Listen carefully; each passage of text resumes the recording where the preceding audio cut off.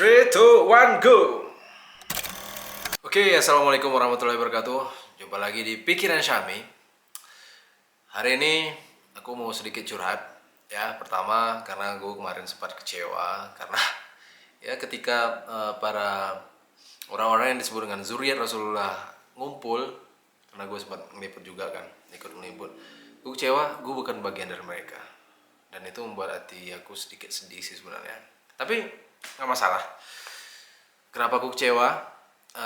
Satu, karena aku berpikir kalau misalnya kita jadi seorang sayyid mungkin, atau seorang syarif mungkin, atau habib, maka kita akan, bukan habib, sayyid dan syarif, maka kita memiliki keistimewaan dan punya jaminan masuk surga. Rupanya nggak begitu juga. Ada hadis yang ada ayat yang mengatakan seperti itu ya.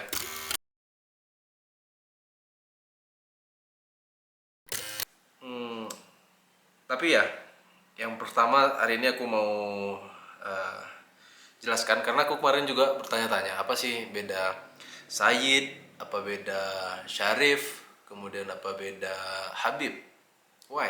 Dan kemudian ada juga kan kemarin yang bertanya sempat, kok ada sih Habib yang uh, bertanyanya itu pas ada di ceramahnya Habib Nabil ya, ada yang nanya kenapa ada Habib yang fatwanya itu ya agak gak sesuai dengan ajaran Islam gitu. Tapi kan jawaban dari Habib Nabil waktu itu ya unzur makola wa tanzur makola, lihat apa yang disampaikannya dan jangan lihat siapa orang yang menyampaikannya. But today aku mau ngajak kalian baca satu alamat web yang dikeluarkan oleh nu.org. Ini aku lagi coba buka HP. Oke, aku buka Chrome dan judulnya di situ adalah dari NU Online ya. Judulnya Kenapa Keturunan Nabi Tak Tentu Berakhlak Baik. Ini penjelasan Habib Lutfi yang dikeluarkan pada 29 Januari 2017 lalu. Yang ditulis oleh Fatoni Ahmad. Kamu bisa nanti cek, aku kirim di link deskripsi. Nah, yang membuat aku agak tertarik dengan ini adalah salah satunya sebutan Habib. Aku mau baca untuk kalian. Beberapa waktu lalu dalam kunjungan ke dalam Gusmus, Profesor Haji Muhammad Quraisy Shihab mengatakan bahwa sebutan Habib mempunyai makna yang dicintai. Artinya Habib itu ya bahasa Arab yang artinya dicintai dan juga sekaligus mencintai. Jadi menurut penulis tafsir Al-Misbah ini, seseorang dengan sebutan Habib itu tidak hanya ingin dicintai, tapi juga harus mencintai. Nah, Profesor Quraisy Shihab dalam statement ini memberikan penekanan bahwa ada persoalan mendasar terkait sebutan Habib, yaitu ya itu tadi, akhlak cuy.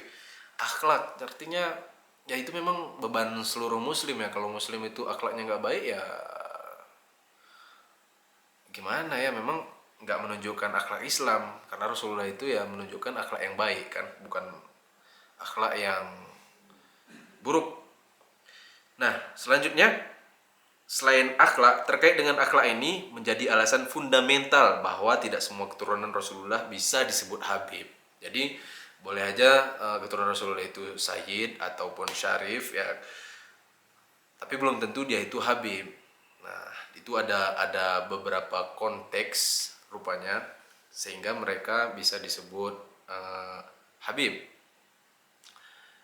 Nah, di paragraf selanjutnya, nah ini dia nih keterangan tentang Sayyid dan Syarif. Dari beberapa literatur, keturunan Nabi dari Sayyidina Husain, nah inilah yang disebut dengan Sayyid. Alhamdulillahnya banyak sekali di Gailus ini yang keturunan dari Sayyidina Husain yang disebut Sayyid. Bahkan ya, bos aku Sayyid juga, wakil bupati Gailus Sayyid juga, dan rupanya banyak. Kemarin mereka sempat data kan. Kemudian sedangkan Sayyidina Hasan, kalau keturunannya itu disebut dengan Syarif. Nah, ini bedanya.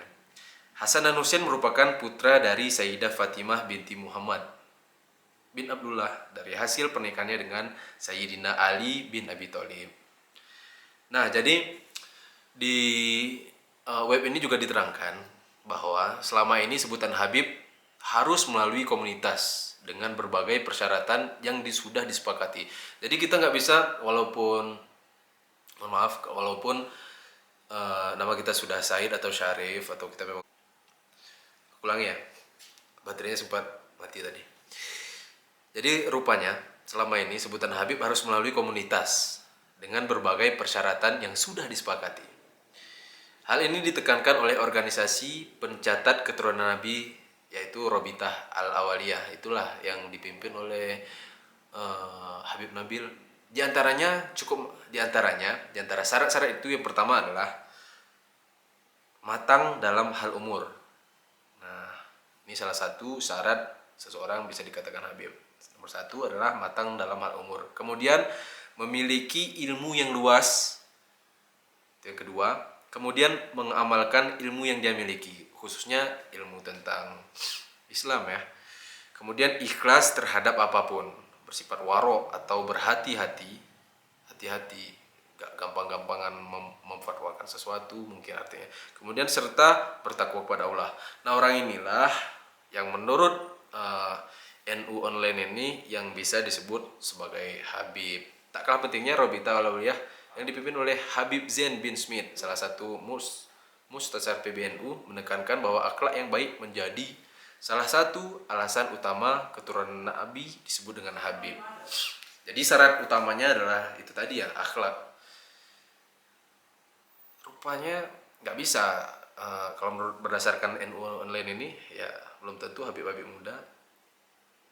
Dan dia memang harus berdasarkan perkumpulan dari Robitah Al-Awaliyah, baru dikatakan seorang itu menyandang nama Habib gitu.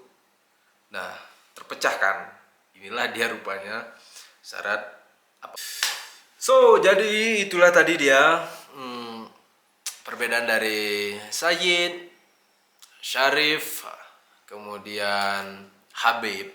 Nah, jadi kemudian nanti kita mungkin kalau ada umur yang panjang, kemudian diberi kemudahan oleh Allah Subhanahu wa taala, maka kita akan bahas juga arti dari one bukan one bahasa Inggris ya, tapi salah satu keturunan Rasulullah yang kalau dia kalau mungkin anaknya Said tapi perempuan, ada one-nya gitu. Nanti kita akan tanya narasumbernya kalau boleh ya, aku gak janji, insya Allah. Gue kapok coy, janji sama lu semua. Thank you. Assalamualaikum warahmatullahi wabarakatuh.